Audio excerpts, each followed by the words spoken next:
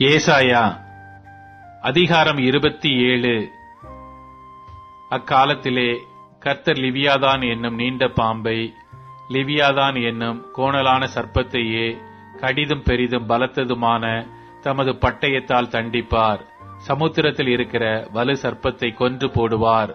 அக்காலத்திலே நல்ல திராட்சை ரசத்தை தரும் திராட்சை தோட்டம் உண்டாயிருக்கும். அதை குறித்து பாடுங்கள். கர்த்தராகிய நான் அதை காப்பாற்றி அடிக்கடி அதற்கு தண்ணீர் பாய்ச்சி ஒருவரும் அதை சேதப்படுத்தாதபடிக்கு அதை இரவும் பகலும் காத்துக் கொள்வேன்.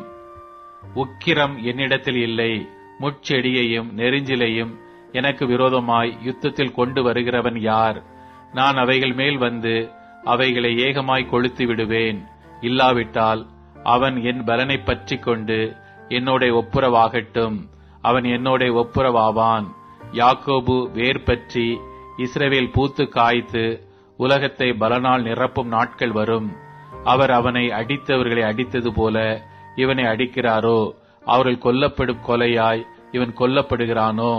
தேவரீர் ஜனத்தை துரத்தி விடுகையில் மட்டாய் அதனோட வழக்காடுகிறீர். கொண்டல் காற்றடிக்கிற நாளிலே அவர் தம்முடைய கடுங்காற்றினால் அதை விலக்கி விடுகிறார். ஆகையால் அதனால் யாக்கோபின் அக்கிரமம் நிக்கிரம் பண்ணப்படும். தோப்பு விக்கிரகங்களும் சிலைகளும் இனி நிற்காதபடி அவர்கள் பலிபீடங்களின் கல்லுகளை எல்லாம் நொறுக்கப்பட்ட சுண்ணாம்பு கல்லுகளாக்கி விடும்போது அவர்களுடைய பாவத்தை அவர் அகற்றுவார் என்பதே அதனால் உண்டாகும் பலன். அரணான நகரம் அவாந்தரையாகும். அந்த வாசஸ்தலம் தள்ளுண்டு வனாந்தரத்தைப் போல விட்டுவிடப்பட்டதாயிருக்கும். கன்று குட்டிகள் அங்கே மேய்ந்து அங்கே படுத்துக்கொண்டு அதன் தலைகளை தின்னும்.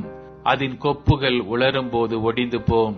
ஸ்திரீகள் வந்து அவைகளை கொளுத்தி விடுவார்கள். அது உணர்வுள்ள ஜனமல்ல.